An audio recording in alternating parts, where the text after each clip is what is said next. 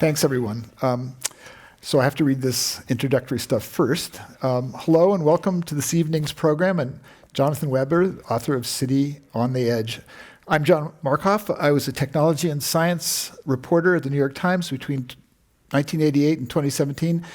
And I worked in the San Francisco Bureau of the Times from 1992 to 2017, which overlaps much of Jonathan's book. A few reminders before we get started. This program is being recorded, so we would kindly ask you to silence your cell phones. Also, if you have any questions for the speaker, which I encourage you to do, please fill out the cards that I think are on your seats and pass them, or they will be collected, and we'll also get questions from YouTube, I hope. Let me tell you a little bit about Jonathan before we start. He was the first Silicon Valley reporter for the LA Times, starting in 1990.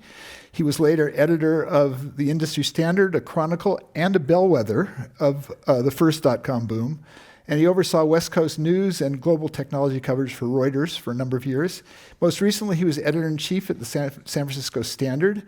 And his new book, why we're here, is City on the Edge, Technology, Politics, and the Fight for the Soul of San Francisco. So his book is very much what my San Francisco was not. I just briefly wanted to say I grew up in this San Francisco that was about the San Francisco Zoo and the planetarium at the California Academy of Sciences, North Beach, Chinatown, the Fillmore, more of the Fillmore West. And you know, your book picks up after all of that. And I wanted to actually start just a little bit into your book. One of the things that I have a very clear memory of, and I guess you don't, but at a certain point toward the end of the dot-com boom, I bumped into Jonathan. I think it was at the Bay Club, but it might have been somewhere else. Another reporter was with us. And it was the week after the Industry Standard had decided not to lease 10 stories of a high-rise in San Francisco. And for me, that's always been this moment that the dot-com era ended. And what was it like for you?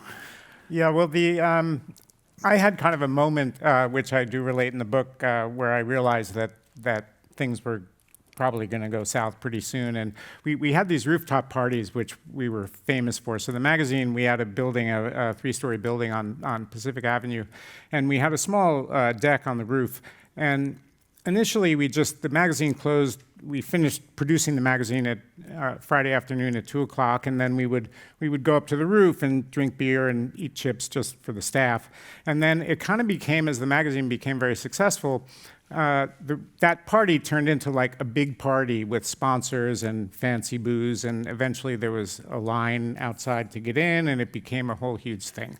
And so John Battelle, my boss and the CEO of the Standard, had the unlikely but ultimately quite brilliant idea of making the rooftop party into a sort of a brand in itself. And so we had the Industry Standard rooftop at other venues. So because we had outgrown the rooftop. So we had an Industry Standard rooftop at Bimbo's nightclub, if some of you know, in North Beach, Bimbo's is a good-sized place. And so at the time, I lived on Telegraph Hill, and I was walking down to the party, and I was pretty tired of the parties by that point. I was burnt out after 3 years, but I had to go. And so I went down, and as I'm walking down Columbus, and I see this line, there's this long line snaking up the street of young people, and I'm looking at this line, I'm thinking, no, that can't be the line for the party. I mean, Bimbo's is huge, like there can't be that many people. But sure enough, there were. So the place was just packed, and I went in there, and the spread was particularly lavish. And with I think there was lobster maybe even, but definitely shrimp and champagne and all the booze and all this stuff. And I'm looking down at this thing, and it was all sponsored by Hewlett-Packard. And sponsor of last resort for tech things. And sorry if any of you work for HP, sorry about that. But I'm looking down at this thing and I think, God, you know, it's like $100,000 for this party. Like, this cannot possibly be worth it for Hewlett-Packard. Like, there's no way. And the whole thing just had, to me, it was a late empire feeling to it. Like, I was just looking at that thing and thinking, you know, this doesn't really make any sense. the way this is happening. And so about 2 months later, the bubble burst. Two Yeah. months. And so how close did you actually get to having 10 stories in a high-rise in downtown San Francisco? Pretty close, yeah, pretty close, yeah, yeah. Well, we were expanding at an incredible rate, and the magazine was sold out, which is a funny thing to say about a magazine, but we printed 300 pages every week. That was the most the printer could print. Can you so put we that couldn't put any more ads in there. in the magazine world? Do you have any metrics of where you stood? Well, we sold more ad pages in the year 2000 than any magazine ever in history. 7,750 ad pages or something, more than any magazine in history. A record, by the way, that will likely stand for all time. And yet you had this very tense relationship that comes out a little bit. You were started with help from a guy by the name of Pat McGovern, and that never seemed to gel, and Pat was never happy with, and this sounds wilder than what Pat's wildest dreams as far as I can. Yeah, well, it was a funny thing because the magazine, the Industry Standard, was conceived by John Battelle, who was one of the founders of Wired magazine. And John was very young at the time, he was 30 years old maybe. He's a very smart guy, and he had this idea, and he was kind of looking for a way to make that idea happen. And at the same time, Pat McGovern, who owned a trade publishing empire called International Data Group, and they had, so InfoWorld and PC World, all the worlds belong to IDG. And so he wanted basically to create Internet World. He wanted a trade publication about the internet, and John had a very different idea. So he had an idea of more of a kind of a general interest business magazine centered on the transformation that was being brought by the internet. And so the audience for that was very different. It was much bigger, but harder to get at in a way. And very different from the kind of trade magazine that Pat had in mind. But the two of them met, and they kind of decided that their ideas were close enough, and Pat hired John to create a new business unit, and that was the Industry Standard, which became the Industry Standard. But they never really saw eye to eye, and then that created a lot of tensions because at the very beginning, we did very badly. We were almost shut down, actually, before we started, and we had to they wanted us to do all kinds of things to make it more of a trade magazine. They wanted us to change the name, all this stuff, and we just refused. And because we were sure it was going to work. And then it did work. But then there was a lot of anger and tension around that because of some of those differences of opinion and kind of egos clashing, really. And so then the money covered over all the problems as long as we were doing great. It was like, okay. But then when things went south, those original tensions just were devastating. Yeah. Pat McGovern rode through 3 of these transitions at least. I mean, I was the middle transition, which was called InfoWorld, like what you did, but on a very small scale. But he had gone through that with Computer World, and then there was Internet World, and that was the arc of the publishing industry. So you lived through this bubble, the dot-com bubble. Are we in the middle of another bubble, and could you compare and contrast the two bubbles? I mean, from a San Francisco point of view. Sure, yeah. So I think, the short answer is yes, we're in another bubble. One of the things I've learned about bubbles is that identifying the fact that it's a bubble is less useful than you might expect. So what really matters is like, where are you in the bubble cycle, and when is it going to pop? And and those things are hard to discern. And in fact, in the investing world, one of the things that's driving the dynamics right now is that you can, if you're heavily invested in the wrong thing when the bubble bursts, you can lose a lot of money. But if you miss the run-up, you also lose a lot of money, in effect. So people are very scared of getting out too soon, and that's kind of part of what drives it in its sort of final stages. What kind of differences are there? Well, so the differences, I would say, would be, first of all, the scale of the thing now is just much more gigantic. So the back in the dot-com days, even at the peak, I think the internet industry only accounted for 8 or 10% of employment in San Francisco, and now it's something. Now tech is more like 35, 40%, 35% as of 2019. Yeah. So it's a much bigger footprint. The industry is much bigger. The amount of dollars involved are much bigger, and so it encompasses really the current bubble is sort of the whole global economy. Like the AI industry is driving the whole stock market, and all the financial dynamics that we see out there are all being driven by the AI business. And so whatever happens with this bubble will have huge consequences across the economy. Yeah. Back in 2000, the internet industry was still a kind of smaller piece. I mean, it wasn't a dominant player in the economy in the way the AI industry is now. Yeah.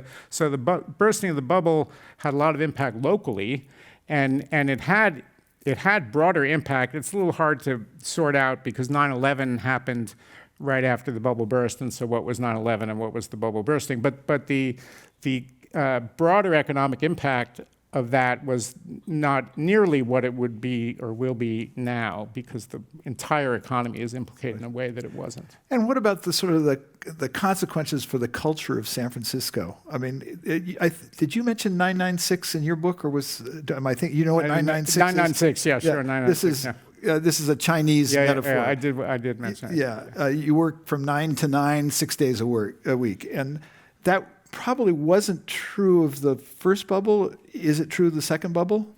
Is it a duller bubble than the? I think it is. You know, it's a little tricky, right? Because I think sometimes, well, the city is a lot less fun than it used to be, and then I think, well, maybe I'm just less fun. You know? But so you can't tell, right? I'm much older than I was. Obviously, a different generation, so it's a little tricky to compare. Having said all that, I do think that now there is a much more kind of nose to the grindstone ethic, a kind of a fear of like, we got to make this startup work now, or we're going to miss the opportunity. Like, we have to make our fortune today before AI takes all the jobs, and there is a much more, I think, intense focus on the business and the money, and less so on the fun and the creativity. And back in the 90s, I feel like, I mean, people wanted to make money, so the entrepreneurialism and the startup economy and all of that was very much a part of it, and making money was a part of it, and venture capital was there and all of that. But in most cases, I think people were like, yeah, we want to make money, but also we want to change the world, and we want to create this cool thing, and we want to have a great party, and we want to have fun. And so the money wasn't the only thing, and I feel like now the money really looms much, much larger. Interesting.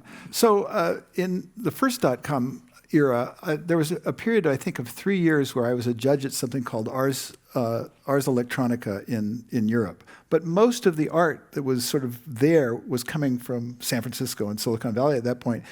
And there was this striking change when the .com bubble exploded, and there was no more art because everybody had gone to work. And it changed the culture entirely. Everybody had a job. The people were doing wonderful art. Right, and right. And I could see that. And one of the other things that is easy to forget about the .com bubble is it actually happened. It was very fast, right? So the whole start to finish, like the real bubble part of it, didn't really start until about 1998, and then it was over by the end of 2000, essentially. So it was just a kind of a lightning thing. So I think what you're referring to, that was the case for a minute at the peak there, but it was a short period of time.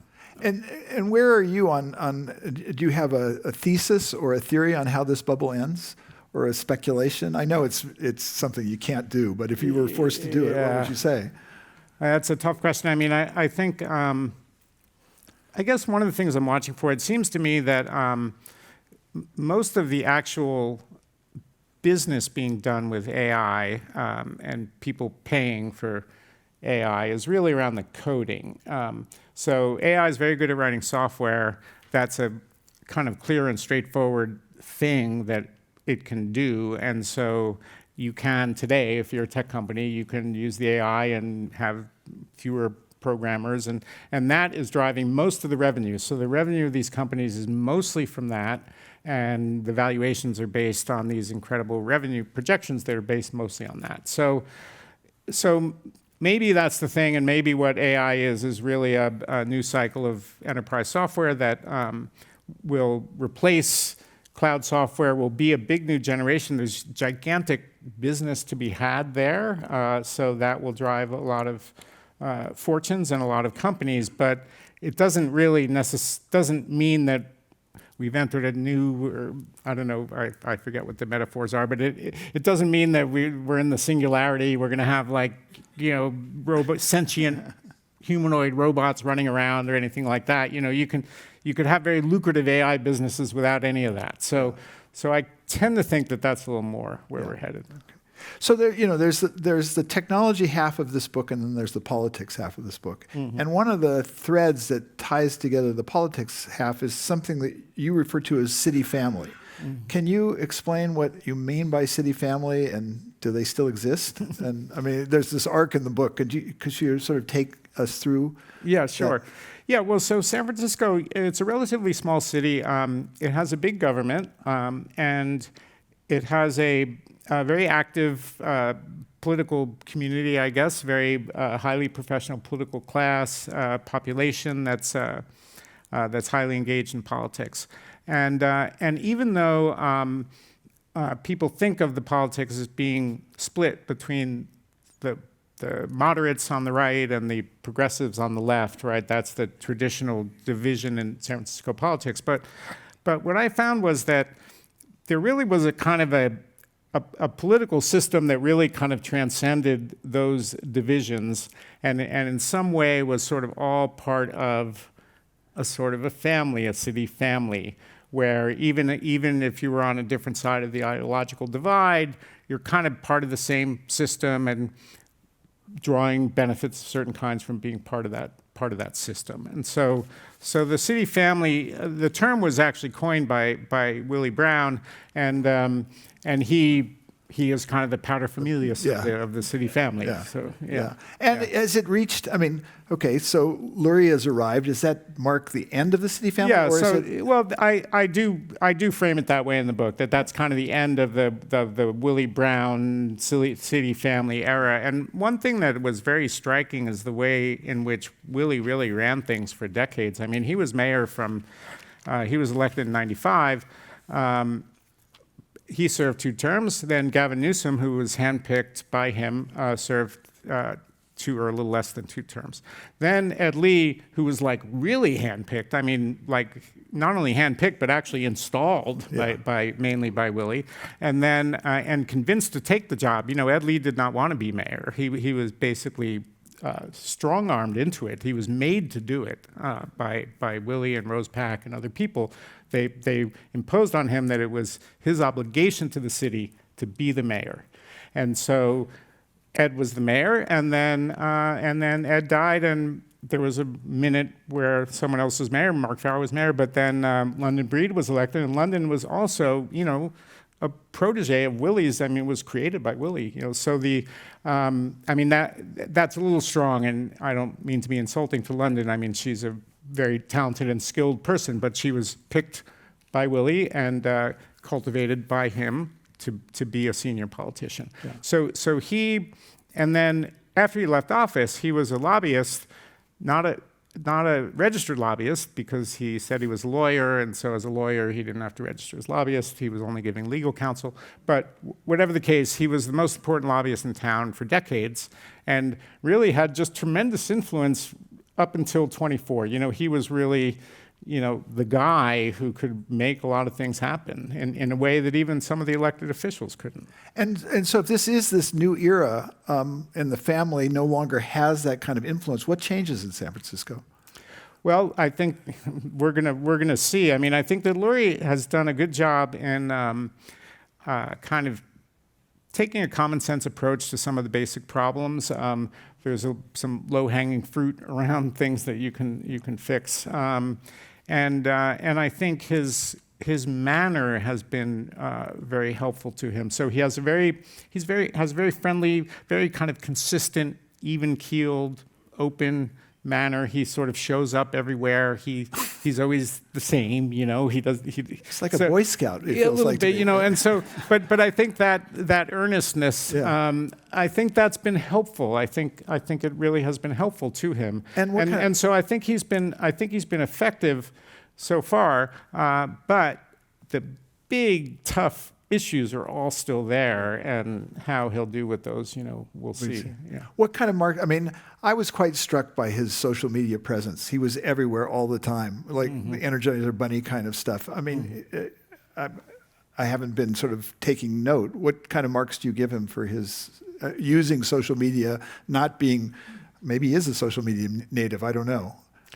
Well, I think he's been effective. I mean, and I think we've seen a lot in politics quite recently that if you can be impressive and persuasive and engaging in a short video format, that can be very helpful to you as a politician. I mean, Mondani in New York, you know, really won the mayoralty based on that. And so I think I'm sure he has a lot of help in that. I don't get the sense that he was the guy making his own Instagram videos 10 years ago, but Here he is. it's effective. Yeah. I think it's effective. So you begin with a guy named Brian Bellendorf.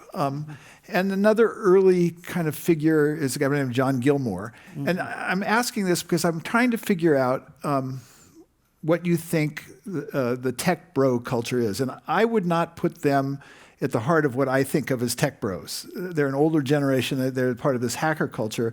Tech bros I think of as being Peter Thiel Academy adjacent or Doge adjacent or something like that. But I didn't really find them spotlighted to the degree to which you looked at the guys like Bellendorf and Gilmore. And would you agree with that kind of, I mean, who are the tech bro? What is the tech bro culture that's here?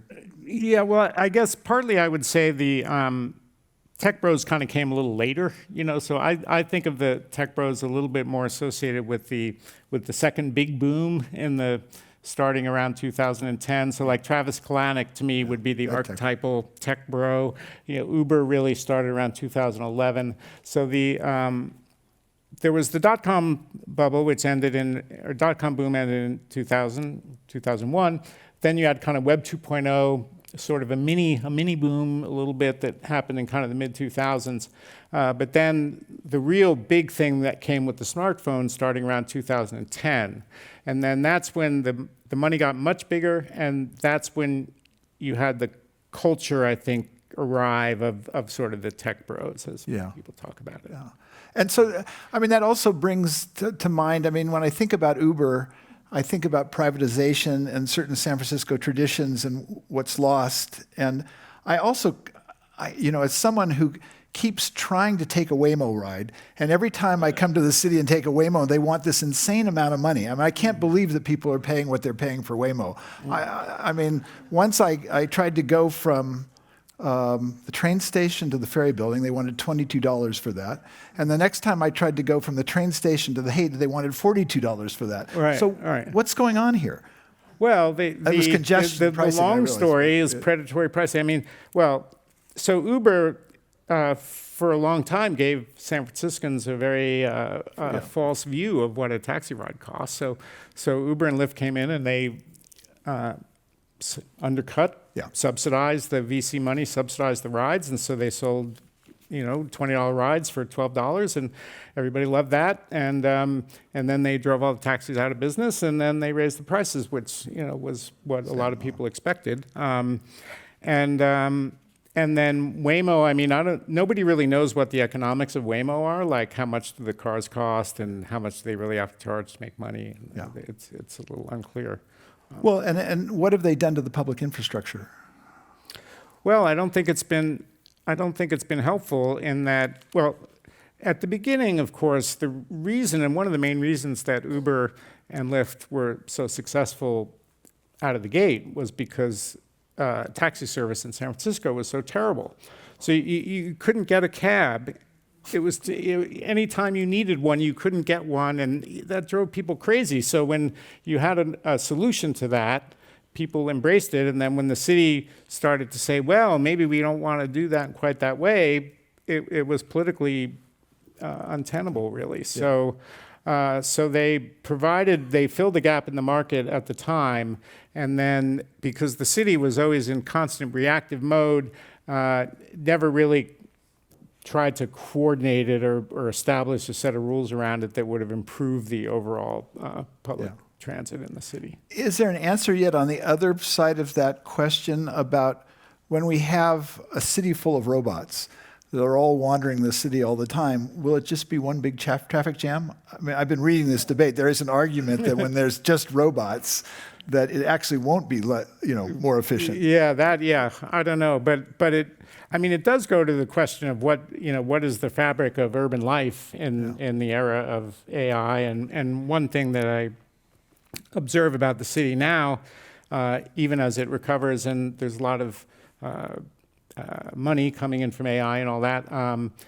There's a lot less kind of public life in the streets, and a lot of the social activity and things is sort of more in private spaces. And one of the cities are a place where people connect, where the proximity of people produces things. And if you don't need to be proximate for things with the internet and other technologies, then the cities lose a little bit of their purpose. I wonder if that's not, the very dark scenario there, that it's not just AI as a business, but it's an AI is changing the nature of human interaction. There's that wonderful scene in Her where he asks how many conversations she's having, and she's having 8,337 simultaneous conversations, and he looks around and everybody's looking at their phone. Are the people not on the street because they're at home interacting with their chatbot? Yeah. In short, yeah. The internet provides all manner of entertainment diversions. Yeah. So that's kind of that's another reason that we don't have the San Francisco that we had in the 60s and 70s. Well, that's true, and that is an important thing about when people lament sort of what is the city losing, and people often point to, it's a much richer city, and the money is driving out the diversity and driving out the culture and all of that. And there's some truth to that, but there's also something about the technology itself that is having an impact on the culture. Yeah. So income inequality. I was looking. There's this extraordinary wealth, but San Francisco, it turns out, is not the most unequal city in the country. It's made great progress. I think it's number 10 now. But Atlanta is the most unequal city, which surprised me when I found that. And yet, I think San Francisco probably has the highest median income in the. We do have this great wealth that's dragged the top up. It's brought the bottom up a little bit too. But in terms of what this increase in inequality has done, what does it do to the city?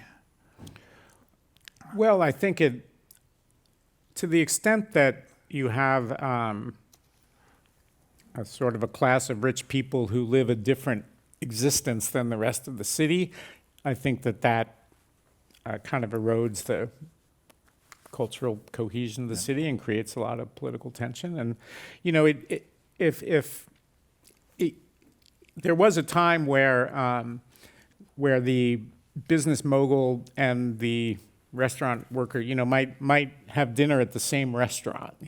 That doesn't really happen as much anymore. They're very much kind of separate. A lot of more private clubs, private spaces, and sort of more separation. And so I don't think that almost by definition is not a great thing for a city to have kind of populations that live increasingly separately from each other. Yeah.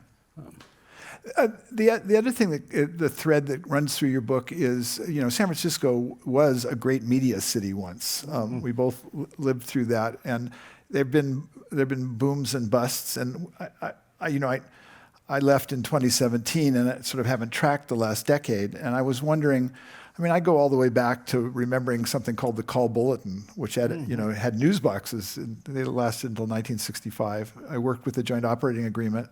There was this wonderful organization called Media Alliance in the 70s and 1980s, maybe later.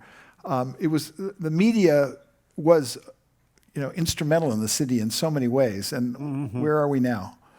Yeah, well, you're absolutely right. There was a very rich media culture. There was a singular journalist, Herb Caen, who That really was defined we the all grew up wars on. of the Yeah. city in a way that almost nobody else ever did, not only in San Francisco, but anywhere.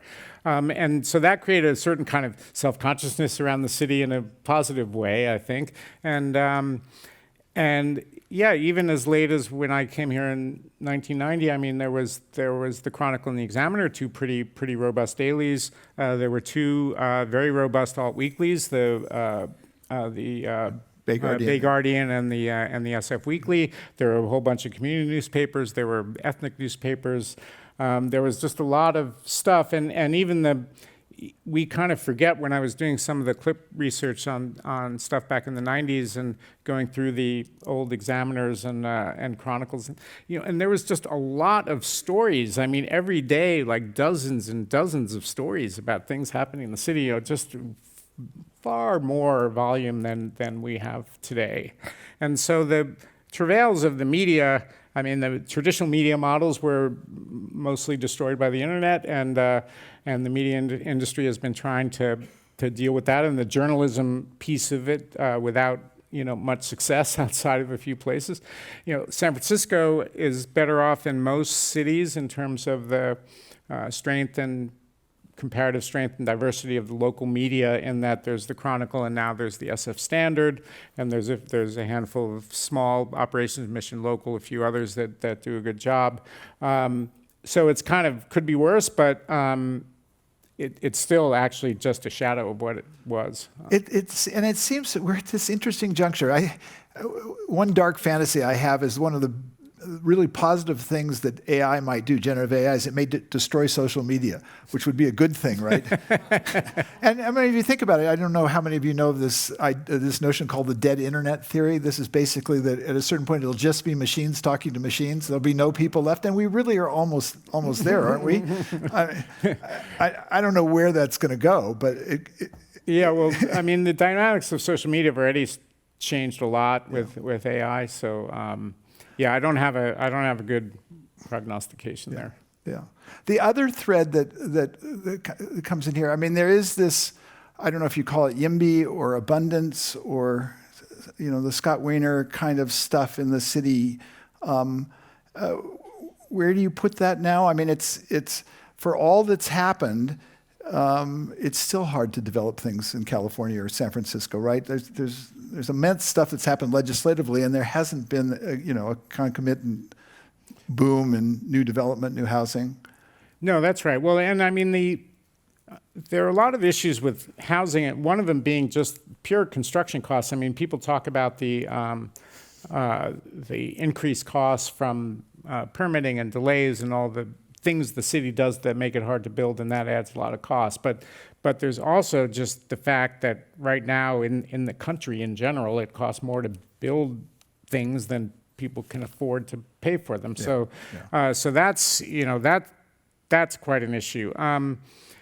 But I think that the YIMBY movement on the one hand has been very successful in changing the state laws and has had a lot of influence locally and has a lot of momentum on its side. But politically, it's in a bit of a funny spot, and this comes to play big time in the city itself and with the rezoning.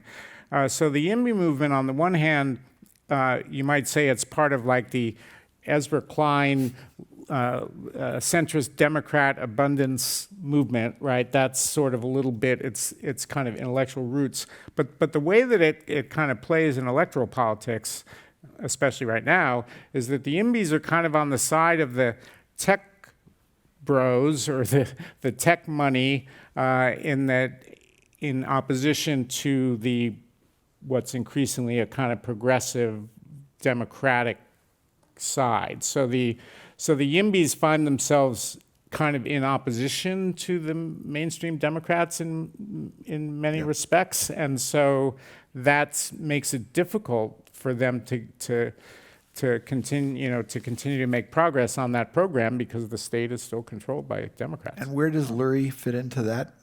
Well, he's going to have to negotiate that because Lurie is, I think, is a YIMBY by disposition.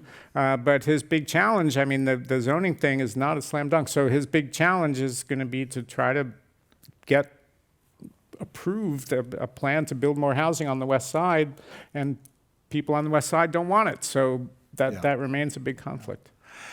You talk about I guess I would call this the death of the change the world attitude of technology. And it's kind of interesting because you can kind of put the stake in the ground over many decades.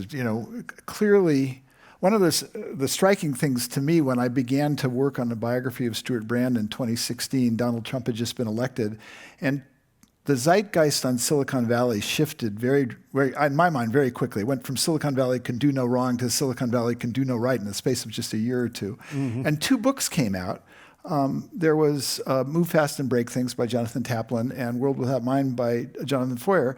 And both of them began with vignettes of this guy by the name of Stewart Brand, which I thought, well, what the hell is that about? And it was that they were searching for the first sin of the techno-utopians. And they called Stewart the first techno-utopian, which drove him crazy because he thought he was a pragmatist. But I thought that Taplin actually got it right because he talked about the techno-utopians not being supplanted, but being I guess in a sense supplanted by the techno-libertarians, which emerged with the PayPal mafia circa 1988 around Stanford. And that was really when there was so much money, just falling out of the cracks that it just dwarfed the old set of cultural values that, you build these things because they would change the world, the subtext being in a good way. And but then, in your book, there were many more points at which the change the world kind of thing faded farther and farther. Yeah, well, I think it was a gradual thing with ups and downs, but certainly in the if you go back to the 90s, there was very much a strong belief that technology was good. This was a good thing for society and for humanity. They were going to change the world for the better, that the internet was going to empower and connect people in positive ways, and making money was a part of it, but not necessarily the main thing, or it was one of the things, but we're going to change the world. We're going to have a lot of fun. We're going to have good parties. We're also going to make some money. It's all going to be great. And so that was a bit the ethos of the 90s. And then now when the real bubble part happened and there were a lot of people who arrived just for the money, and so people start to wonder, oh, wait, maybe it's more about that. But then if you look at the Web 2.0 period in the 2000s, that was also a very idealistic time around first blogging, and then this was really going to empower the individual. We can all express ourselves to the world in wonderful ways. Now, as journalists, we were always a little skeptical about that, or at least certainly I was. I think gatekeepers are underrated, honestly. But where are they when we need them? But that was also a very, very kind of optimistic time, and then even if you remember the early days of the smartphone and the gig economy, we were all going to be entrepreneurs. Everybody was freed from the corporate payroll to make it their own way, and so there was even optimism around that. And so it kind of ebbed and flowed a little bit, but I think it was a consistent, consistently optimistic philosophy that the industry really led with. And that did change very drastically in the mid 2010s with the election of Trump and then Cambridge Analytica. And there was a real backlash against the tech industry, and that shifted attitudes quite a lot. So now, and by the way, I do think that there was a continuum between, so that kind of happy optimism of the 90s and the politics that went along with that are thought of, people think of the tech industry as having been a liberal democratic industry, but the philosophy of the 90s, it really came more out of the Stewart Brand and was a kind of a melange of a sort of a libertarian strand with a civil rights oriented liberal democratic thing. Yeah. And so that was a unique political brew which tended to vote Democratic, but it wasn't really democratic in its true roots. And so therefore, when things kind of changed, recently, it was sort of easy for that ideology to kind of make a turn because it wasn't really that tied to democratic electoral politics. Let me push back just a little bit. I struggled with this, and I struggled with it with Stewart because he called himself a conservative when we were working on on this biography, and yet he was a conservative who couldn't read the Wall Street Journal editorial page. He couldn't read the Wall Street Journal at all because the editorial pages drove him so crazy. So I finally ended up putting him in whatever camp you want to put Jerry Brown in. Ideologically, that's sort of where I would place him, which is this. I think you're talking about this mix, but I still think when the clique, and I refer to them, the clique, the Teals, the Musks, the folks who turned for Trump in 2024, I don't think that they represent any deep shift. And when I went and looked, I noticed that at some point you said something about the rich precincts in Silicon Valley. And when I looked at the rich precincts, if you look at the 8 wealthiest sort of cities in Silicon Valley, they all voted by more than 70% for Harris in 2024. There was a very slight movement toward Trump. Silicon Valley as a whole, and particularly San Francisco, remained a tremendously progressive part compared to the rest of the country. So I'm not sure, I think the media may have portrayed this as this shift more than the shift actually happened. Well, I think the shift came more in the power circles than among the rank and file, as it were. So you had very influential industry leaders and people like Mark Andreessen being a primary example, who had been liberal Democrats and now are very, very right-wing Trump supporters. And that shift among the elite of the tech industry was not just a couple of people. Yeah. So there were a lot of people, and there are now entire firms, venture capital firms like Andreessen Horowitz and Founders Fund, which are 2 of the biggest and most powerful VC firms around, which could fairly be characterized as like far right firms in their politics, and that's a big change. Andreessen Horowitz, or is it Andreessen, or it's Andreessen himself who's become a backer, or is the venture capital firm itself? Well, the firm itself endorsed Trump. Yeah. And and they employ like this guy Sean McGuire and other people with very, very offensive views. So there's this rich tradition amongst San Francisco elites of funding the arts in serious ways. And I got this hint in your book that maybe that was the thing of the old wealth and not the new wealth. Is that your sense that? I think it is. Certainly the San Francisco has had a very strong tradition going back to the 1800s. The city, the early moguls of the gold rush and the silver bonanza, and they took a lot of pride in the city and wanted to kind of rival New York as a great cultural capital, and so they always invested a lot in the opera and the museums and the symphony and all these kind of high arts institutions. So the city has always punched way above its weight on that, with top flight institutions in all these areas, and the big old money families supported those institutions very heavily. With the new generation, there's a key thing I think that has changed is that the wealthy people are not attached to the city in the way that they used to be. So in the older generation of moguls, like they lived here and they cared about the city because they lived here. But now the super rich don't quite live anywhere sometimes, right? They might have a house here, but it's one of their 6 houses and they live on their jet, and so, but they don't have ties in the same kind of way. So they're not motivated to support some of these institutions in the same kind of way. Larry Ellison has a house, or I guess he just sold it, but he had a huge mansion in Pacific Heights, but he's there 2 weeks a year. He doesn't care about the symphony, So that phenomenon, I think, has been a big part of it. That the new rich are less attached to the city, and so they're less interested in some of these old institutions. And a lot of them are a lot younger, so they don't think in the way of charitable giving in the way that older people do. And then some people would say, and this is a tricky moral judgment, but there are people who say that the tech people look at charitable giving as sort of a business and they want to know what their return is going to be on the giving, and you try to explain like wait. And I talk about this in the book. And the guy who was the last head of the San Francisco Art Institute, which went out of business, he talks about this, that they want to know what their return is on if they give to the school, and he's like, well, but it's a charity, like there's no return. That's the point, you know.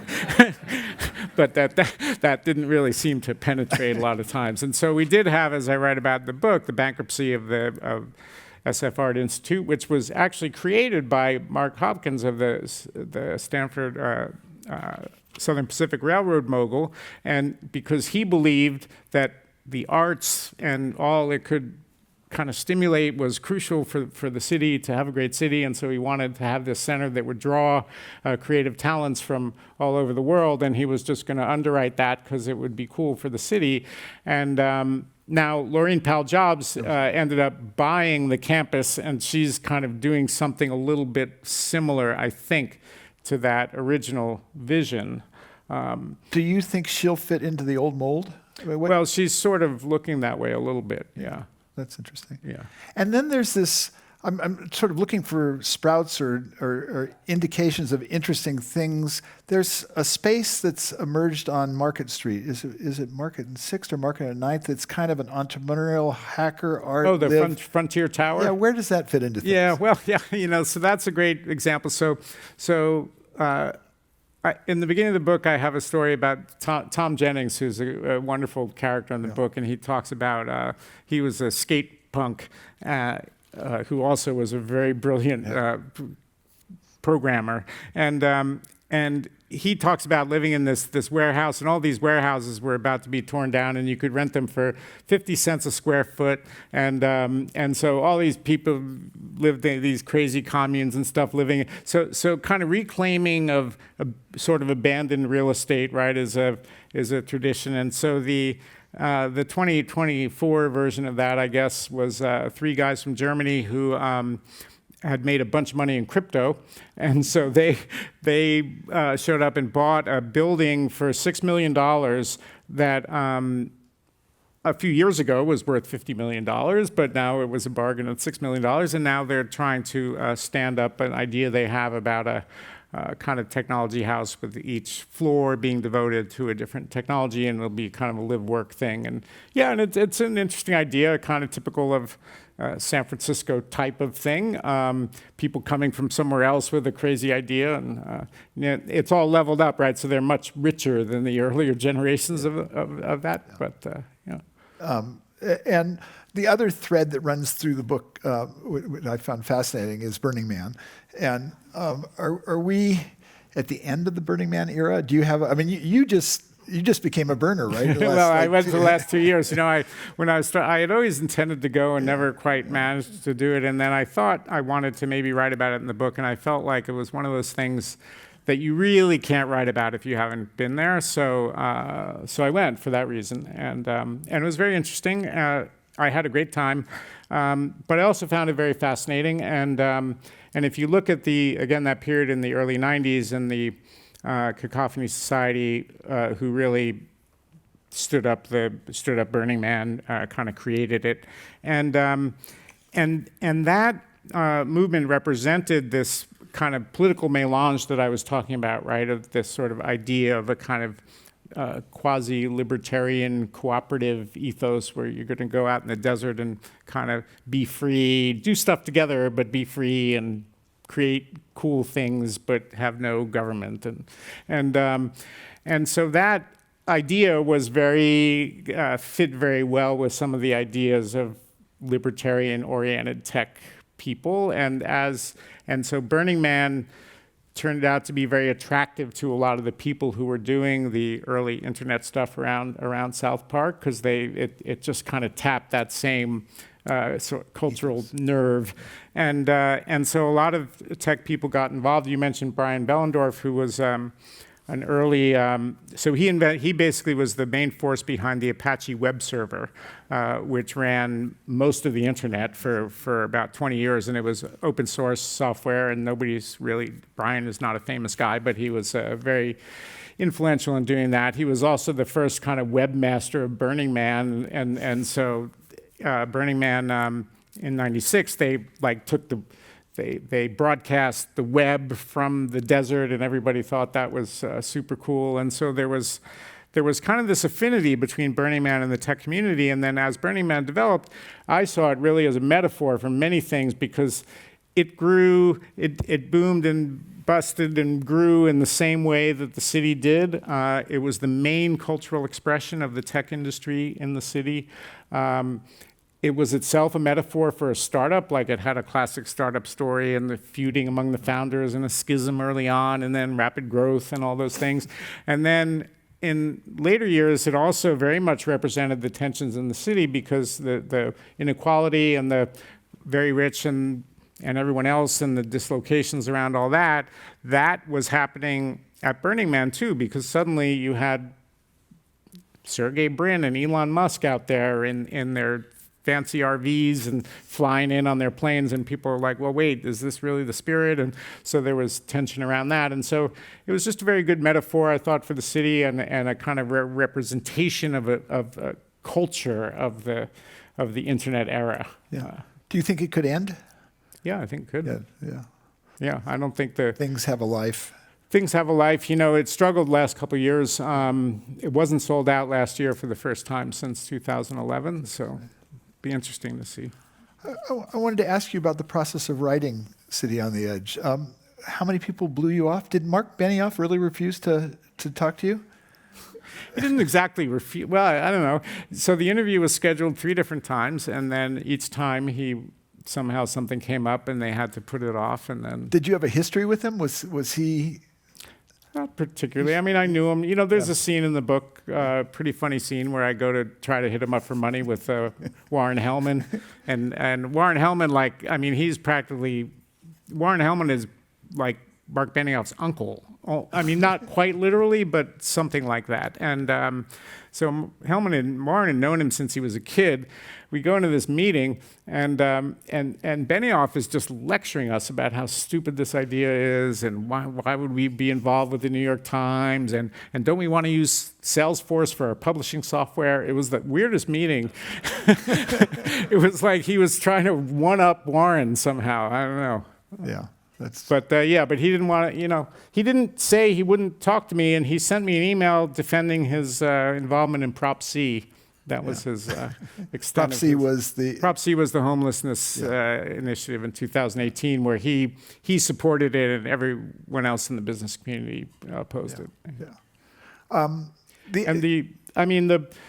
There were some people who didn't respond. A lot of people were very generous with their time. I found it quite fun to write, and one of the things that was very gratifying is that I started out with an idea about this sort of arc, that there was an era that kind of began around 1990 and really ended it with the 24 election. There was an arc to that era, and there was a kind of a political and a business story and a cultural story as part of that arc, and I could intertwine those things with a bunch of smaller stories and build them all into this bigger arc. And so that was like the idea. It was kind of a complicated idea, but then it just kind of worked. So that was extremely gratifying, actually. So I didn't have to do any of the tortured restructuring that often goes with these projects. Talk to me a little bit about what you think the soul of San Francisco is. I mean, I think that San Francisco does have a soul, but I'm not sure I could articulate it. But it's an extraordinary city that's had an extraordinary influence on the country. Mm-hmm. And I think there's a few terms come to mind. I mean, I think of it as a sort of a freewheeling ethos, and a kind of a risk-taking. Let's see, what's the word I'm looking for? Just a certain kind of freedom to do what you want, right? So you can live your own life in a certain way, and nobody's going to criticize you or stop you from sort of doing your thing, but also like maybe we can join with your thing or be a part of that thing, or we want you to share that thing, whatever it is. And so it's a real kind of openness to different, tolerance and openness and curiosity to different kind of ways of living, ways of thinking about the world, ways of doing business, ways of working together, ways of doing art, just like a very open and kind of multifaceted approach to those things. And you think that's not completely gone yet? You're not completely pessimistic? No, I'm not totally pessimistic. Yeah, I mean, the city has, been a pretty robust kind of place over a long period of time, and there's a lot of things that can still happen. I was terrified that the big one was going to happen before the book came out. Nobody would care, So now let me ask some of the audience questions. We're at this wave of IPOs, and two of the really big ones are going to happen in San Francisco. San Francisco, that's already drenched in cash, is going to be further drenched in cash. I mean, I can't even conceive of. I mean, do you have a guess of what two big IPOs? Well, more than two, but two giant IPOs might do to San Francisco? Yeah, no, it's going to be a very, very tough situation because it's going to drive housing prices way up even further. So. Yeah. Yeah, I mean, I don't have a prognosis, but it is, it is an example. I do think that the city could have done a better job of getting ahead of some of these things during the down periods, because once things are already heating up, then you can't. It's pretty hard to do much. The city can't really control the housing prices. Let me jump back to the writing of the book question. I wanted to ask you if Gavin Newsom talked to you. No, he didn't. He also promised, went on for about a year, where they were like, oh yeah, maybe next week, That's he had his own book coming out. There's not much in it, I think, for a politician to talk for a book like this. Yeah, so it was a bad time to get to. Yeah. So here's why is San Francisco the usual target for the right-wing media, Fox News, et cetera? Is it the tech influence, the money flowing, the compressed geography, and striking good, bad parts of the town so close? Why are they picking on San Francisco? Well, I think the latter is probably the main answer. I mean, if you want to get arresting pictures of sort of urban dysfunction, then San Francisco is a good place to go to. And I think that during the pandemic and in the post-pandemic period, the city did have some of the worst street problems in terms of, especially with fentanyl. There were a few other places that were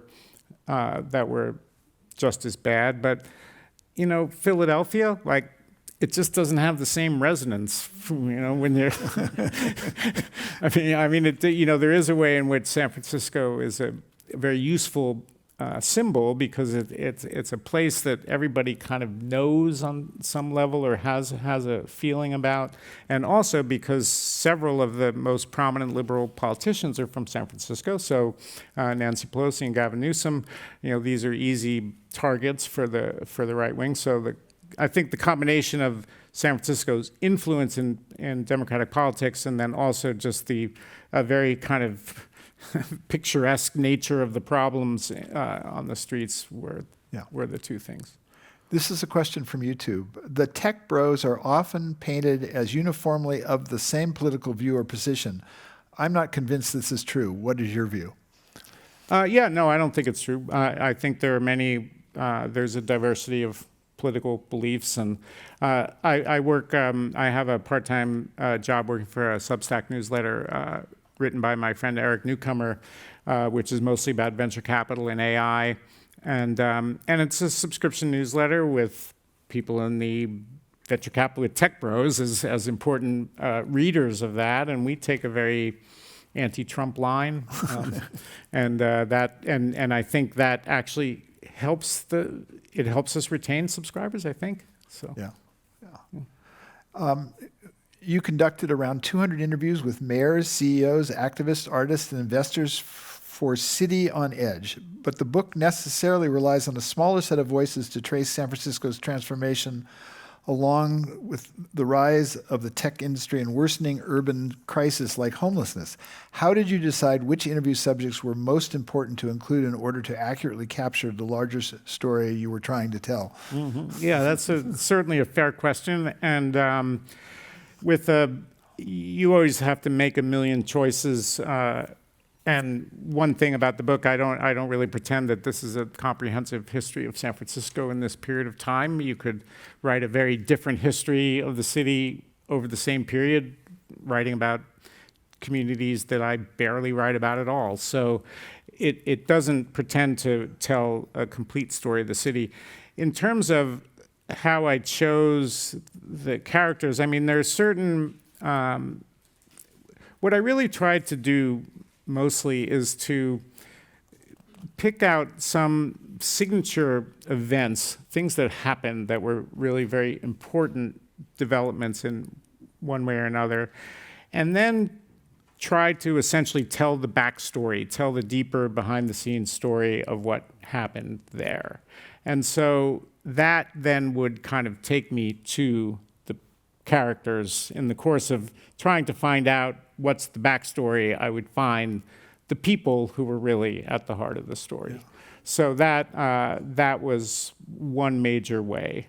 There were some people who were just somewhat obvious as people who would, people like, say, Willie Brown, for example, or people like that, were pretty obvious subjects to interview.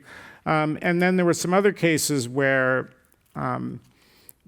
there were some choices about what kind of person or character might fit in a certain place, because the book is made up of a lot of individual stories, and some of those stories didn't necessarily have to be that specific story. Like, I could have found a slightly different story that might have fit in the same place. So there were some cases where there are a few people in the book. So, for example, there's a guy named Sharky Laguana, who some of you might know, and so he's a guy who didn't have to be in the book particularly, but somebody said, "Hey, you should talk to Sharky Laguana. He's a really interesting guy." Somebody I respect said, "He's a super interesting guy. You should talk to that guy." And so I talked to him, and he had a super interesting story. He'd come here as a teenager. He was aged out of foster home and was homeless kid, and later was the head of the Homeless Commission. So okay, well, that's a good arc there of a story. So I met him. He had an interesting story. I decided to include that. So there were some that were just a little bit serendipitous in that way. Please discuss the impact of people getting news from TikTok on comprehending current events as a journalist. It's a catastrophe. No, I mean, I think it's terrible. I mean, like John, I mean, we're old, we're word people. I'll speak for myself. I don't believe in video as like a good way to get information.